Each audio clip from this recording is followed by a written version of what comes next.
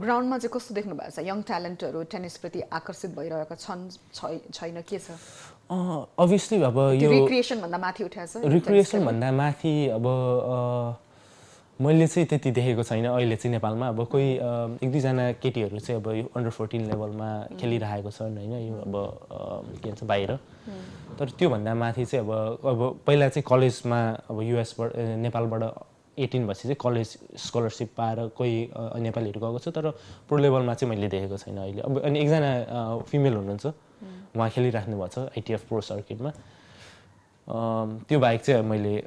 खासै देखेको छैन तर यो नेपाल चाहिँ अब सानो कन्ट्री भयो त्यो डिमान्ड पनि भएन नि त्यो हिसाबले अब होइन अब पर्सनल्ली सबै पर्सनल हिसाबले नै भइरहेको छ कि अहिले अब त्यसले गर्दा पनि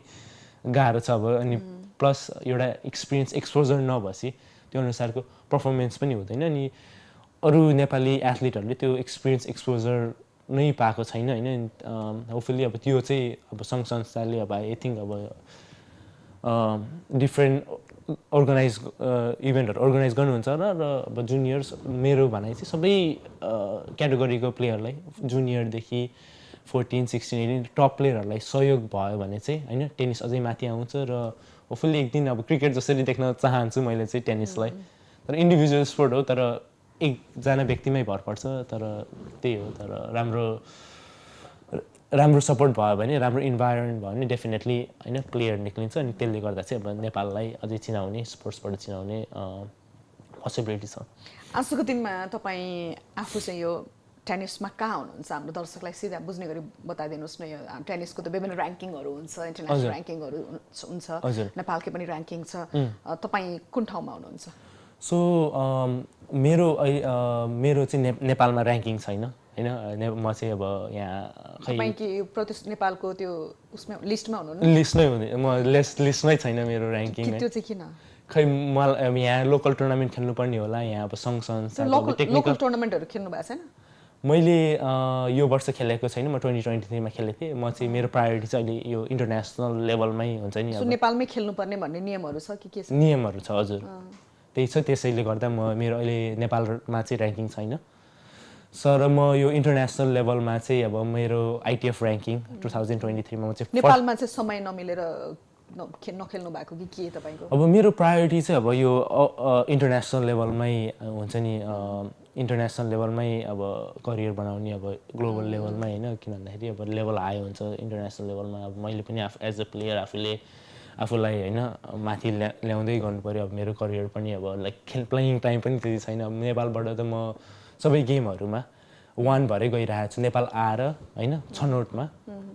हाम्रो चाहिँ टप 8 प्लेयर हुन्छ टप 8 लाई सबैलाई जितेर म 1 अब एसियन गेम्समा म 1 भएर गएँ डेभिस कपमा 8 जना टप 8 प्लेयरलाई सबैलाई जितेर 1 भएर गएँ त्यसै गरी साउथ एसियन गेम्समा म 1 भएर गएँ सबै अहिले विभिन्न गेममा चाहिँ म नेपालबाट खेल्ने बेला चाहिँ 1 भएर गइरहेको छु तर मेरो चाहिँ यहाँ नेपालमा ऱ्याङ्किङ चाहिँ छैन अहिले चाहिँ अनि मेरो प्रोफेसनल ऱ्याङ्किङ चाहिँ म फर्स्ट नेपाली हो कि आइटिएफ इन्टरनेसनल टेनिस फेडरेसनको ऱ्याङ्किङमा ल्याउनु फर्स्ट अनि ओन्ली मेल हो अहिलेसम्म त्यो ऱ्याङ्किङ ल्याएको म चाहिँ 1200 सम्म आएको थिएँ आइटिएफ ऱ्याङ्किङमा 2020 नेपाली कोही खेलाडी त्यो ऱ्याङ्किङमा पुग्नु भएको छैन कोही पनि पुगेको छैन अनि अहिले चाहिँ यो युटिआर युनिभर्सल टेनिस रेटिङ प्रो सिरिजमा म चाहिँ फर्स्ट एन्ड ओन्ली नेपाली हो कि यसरी खेलिरहेको अब यसमा चाहिँ टप 3000 प्लेयर होइन हामीले अघि नै कुरा गर्यो इन्भाइटेड हुन्छ त्यसमा पनि अब 20 जना अब जसले साइन इन गर्यो अब कहिलेकाहीँ चाहिँ एकदमै हाई हुन्छ यो साइन इन अब 12.5 को प्लेयरहरू पनि यो ड्रमा परिरहेको हुँदैन अनि कहिलेकाहीँ चाहिँ अब म यो 11.7 छु अहिले त्यसले गर्दा म पऱ्यो यो चाहिँ 1 to 16 होइन त एटलिस्ट 11.5 हुनुपर्छ तर टप प्लेयर चाहिँ अब विश्वको 300 होइन ऱ्याङ्कमा छ अनि यो गेमहरू चाहिँ एमाजोन प्राइममा हेर्न मिल्छ तर यहाँ चाहिँ अब होइन त्यो नेपाली खेलाडी खेलिरहेको बेला पनि अब होइन अब अलिकति अब मिडिया अब जस्तै स्पोर्ट्समा अब टेनिस अब जर्नलिस्टहरूले पनि कभर गर्न नखोजेको हो कि लाइक अब नबुझेको हो कि अब त्यो इन्फर्मेसन आइडिया नभएको हो कि अब यसै गरी अब प्रमोट भइराख्यो भने अभियसली धेरै आइबल हुन्छ अनि त्यसरी गरी अब क्रिकेट जस्तै फुटबल जस्तै होइन टिकट तिरेर हेर्न आउने भन्ने अब गेमहरूमा त्यो पोसिबिलिटी देख्छु मैले त्यो ग्रासरुटबाट आकर्षण अलिकति कम हुनु चाहिँ अलिकति एक्सपेन्सिभ गेम हो यो होइन महँगो भयो धनीले मात्रै खेल्ने भनेको खालको कन्सेप्ट छ अब आई डोन्ट नो मिसकन्सेप्सन हो कि तपाईँलाई के लाग्छ तपाईँ खेल्दै जाँदा यो एक्सपेन्सिभ गेम हो यो एकदम एक्सपेन्सिभ गेम हो होइन फर्स्ट अफ अल तर नेपालले सुरु गर्न चाहिँ एक्सपेन्सिभ छैन होइन किन भन्दाखेरि ऱ्याकेट बलहरू यता प्रोभाइड गरिदिन्छ होइन नेपालमा स्पेसली सबै कुराहरू अलिक सस्तै छ बाहिरको कम्पेरिटिभली सो सुरु गर्न चाहिँ एक्सपेन्सिभ छैन अब म जसरी अब खेलेर हिँड्न चाहिँ एउटा हुन्छ नि अब एउटा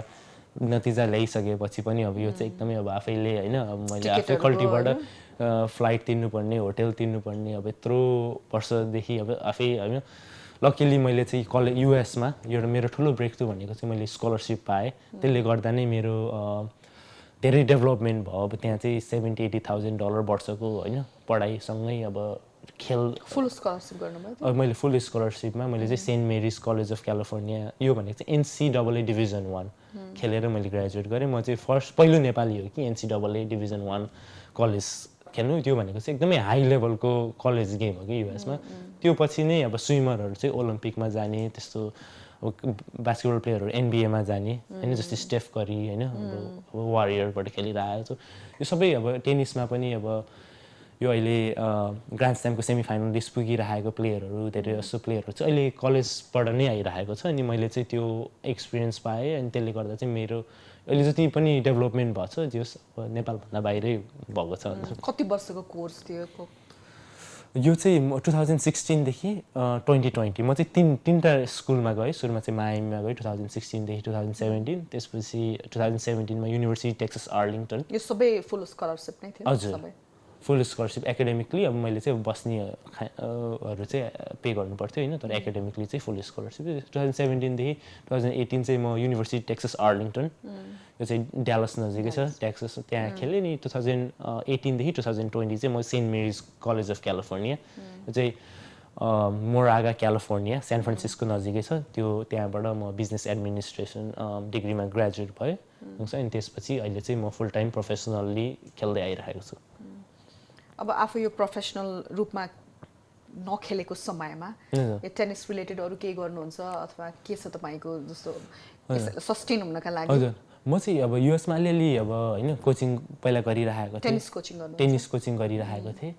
अब यता फ्यामिलीहरूलाई म अलिकति हेल्प गर्छु होइन अनि मेन त अब यो हाई लेभलमा खेल्ने भनेपछि अब एभ्रिथिङ टाइम पनि हुँदैन everything has to revolve around tennis अब कस्तो भन्दाखेरि सुत्ने खाने अब आफूले मेन्टल्ली वर्कआउट साइकोलोजिकल्ली होइन अनि सबै कुराहरू अब टुर्नामेन्टमा साइन इन गर्ने स्केड्युलिङ गर्नेदेखि लिएर अब मेरो चाहिँ एउटा कोच पनि छैन अब कोच अफोर्ड गर्न पनि गाह्रो हुन्छ होइन सो सबै म आफैले गरिरहेको छु अनि त्यसले गर्दा अब यो समय पनि लिमिटेड छ 24 आवरमा होइन कति के गर्ने अब त्यस मेरो लागि चाहिँ एउटा एकदमै ग्रेटफुल अपर्च्युनिटी अब म चाहिँ एकदमै थ्याङ्कफुल छु कि म यसरी बच्चाको चाइल्डहुड ड्रिम अहिले म बाँचिरहेको छु भनौँ है परिवारको त ठुलो सपोर्ट छ नि एकदमै ठुलो सपोर्ट हजुर उहाँले के भन्नुहुन्छ उहाँहरू आजको दिनमा तपाईँको अचिभमेन्टहरू तपाईँको प्रयासहरूलाई हेरेर म चाहिँ एकदमै थ्याङ्कफुल छु अब उहाँहरूले मलाई एउटा होइन टेनिस खेल्ने अपर्च्युनिटी दिनुभयो होइन किन भन्दाखेरि बच्चा एउटा नेपालमा त पढेर के खेलेर के गर्ने पढ भन्छ मेरो ममले पनि धेरैचोटि भन्नुभयो कि आमाले अब होइन बाबु अब नखेल होइन किन भन्दाखेरि हामी एकचोटि एउटा स्टोरी छ कि हामी थाइल्यान्ड ट्रेनिङ गर्न गएको थियो त्यहाँ चाहिँ 40 डिग्रीको हिटमा अब उहाँलाई मेरो आमालाई चाहिँ हिँड्न नि गाह्रो भइरहेको थियो म चाहिँ 4 घन्टा ट्रेनिङ गरिरहेको थिएँ पसिना हुन्छ नि अब जुत्ताबाट नि पसिना आएको छ यस्तो पसिना आएको छ त्यो घाममा अब 4 घन्टा खेलेको देखेर उहाँले चाहिँ अब गाह्रो भयो छोरालाई अब यत्रो मिहिनेत गरेर पनि नजित्दा नआउने होइन है अब उहाँलाई चाहिँ त्यो स्ट्रगल देखेरै होइन उहाँले चाहिँ मलाई चाहिँ कतिचोटि नखेल भन्नुभयो तर मैले चाहिँ होइन म खेल्छु भनेर अनि पछि चाहिँ प्यारेन्ट्सहरूले पनि अब लाइक अब उसलाई ल खेल्न दिउँ छोडिदिउँ जति खेल्छ भनेर अनि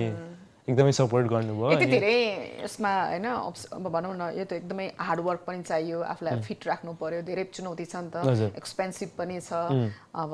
यो स्पोर्टलाई टाइम दिँदाखेरि अरू कुराहरू पनि गर्न पाइँदैन च्यालेन्जहरू यति हुँदा पनि तपाईँलाई चाहिँ के इन्स्पायर गरिरहेछ एभ्री डे चाहिँ म टेनिस आज खेल्छु भोलि खेल्छु भनेर वाट इन्स्पायर्स यु मेरो प्यासन हो फर्स्ट अफ अल होइन एकदमै अनि मेरो एकदमै हङ्गर ड्राइभ कि मलाई there is a better player inside of me हुन्छ नि अब एक्सप्लोर हुन बाँकी छ अनि त्यसपछि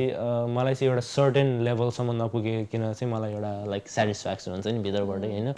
त्यही कुराले मलाई चाहिँ ड्राइभ गरिरहेको छ अनि प्लस मलाई नेपालबाट खेल्ने भनेपछि एउटा डिफ्रेन्ट हङ्गर अब डिफ्रेन्ट एनर्जी आउँछ होइन अनि त्यो चाहिँ मैले अब डेभिस कपमा वर्ल्ड कपमा मैले मेरो अहिले अनबिटन रेकर्डले होइन हुन्छ अनि त्यही हो अब मलाई चाहिँ अझै माथिको लेभलमा अब एटिपी टुरमा खेल्ने सपना लिएर म हिँडिरहेको छु टेनिस तपाईँको टेनिस जर्नी त अब यो हरेक दिन इभल्भ हुने जर्नी पनि हो नि त होइन आज यहाँ होइन भोलि अर्को टुर्नामेन्ट तपाईँको यो अबको अर्को नेक्स्ट टार्गेट चाहिँ अलिकति एम्बिसियस टार्गेट चाहिँ के हो मेरो एम्बिसियस टार्गेट चाहिँ अब फर्स्ट थिङ अब मैले यो एटिपी पोइन्ट होइन एटिपी पोइन्ट ल्यासी चाहिँ एउटा अब होइन नोभाक जोकोभिचसँगै एउटा लिस्टमा ऊ हुन्छ त्यो छ एउटा स्मल गोल त्यसै गरी आउँदै अब एउटा यो युटिआर टुर्नामेन्ट अनि युटिआर प्रो टेनिस टुर्नामेन्ट लाइक मैले अहिलेसम्म जितेको छैन टुर्नामेन्ट नै जितेको छैन मलाई चाहिँ यो युटिआर टुर्नामेन्ट जित्ने आइटिएफ प्रो सर्किट टुर्नामेन्ट जित्ने अनि च्यालेन्जर लेभलमा खेल्ने मेरो एटिपी टुर च्यालेन्जर लेभलमा खेल्ने एउटा सपना छ यस्तो इन्टरनेसनल टुर्नामेन्टहरूमा भाग लिँदा आफू चाहिँ कहाँनिर केमा ल्याक भए जस्तो लाग्छ कि कोर्टमा चाहिँ मलाई चाहिँ म्याचेस के अब किन भन्दाखेरि यो हाई लेभलको म्याचेस अब एक्सपिरियन्स मान्छेसँग खेलेको एक्सपिरियन्स मान्छे हजुर मैले चाहिँ अहिलेसम्म कति 4-5 जना ग्रान्ड स्ल्याम खेल्ने प्लेयरहरूसँग खेलेको छु होइन है त्यस्तै मैले एक्सपिरियन्स अझै धेरै पाइदिएँ भने मलाई चाहिँ अब एउटा कन्फिडेन्स सेल्फ बिलिफ हुन्छ नि अब जस्तै यो लास्ट 2 इयर्स म 2024 र 25मा चाहिँ बिएनपी प्यारिबास ओपनमा जस्तै विश्व चर्चित प्लेयरहरू नोभाक जोकोभिच होइन उहाँहरूसँग मैले हिटिङ गर्ने अपर्च्युनिटी पाएँ अब त्यसले चाहिँ एउटा बिलिफ होइन कन्फिडेन्स चाहिँ अब एउटा हौसला इन्क्रिज गर्छ प्लेयरमा अब त्यही अब बिलिफ ट्रस्ट अब एक्सपिरियन्स एक्सपोजर भयो भने चाहिँ अब अलिकति माथिको अझै मेरो लागि चाहिँ अझै माथिको हाई लेभल त्यो टप इलिट एक्सपिरियन्सहरू अझै पुगेको छैन अनि यो युटिआर प्रो सिरिजहरूले खेल्दाखेरि चाहिँ त्यो एक्सपिरियन्स पाइरहेको छु मैले अब अझै धेरै जति धेरै गेम खेल्यो त्यति एक्सपिरियन्स एक्सपोजर हुन्छ नि त्यसले गर्दा अझै बेटर पर्फर्मेन्स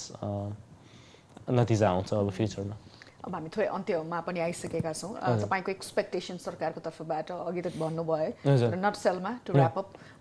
थोरै बताइदिनुहोस् देन वी ऱ्याप अप नटसेलमा अब जस्तै एभ्री सेक्टर सबै प्लेयरहरूलाई होइन टप इलिट प्लेयरहरूलाई अब प्रोफेसनल्ली खेलिरहेको अब नेसनल्ली त ठिकै छ अब प्रोफेसनल्ली भनेको चाहिँ खेलिरहेको विश्व नेपालले खेलिरहेको प्लेयरहरूलाई जस्तै सजिलो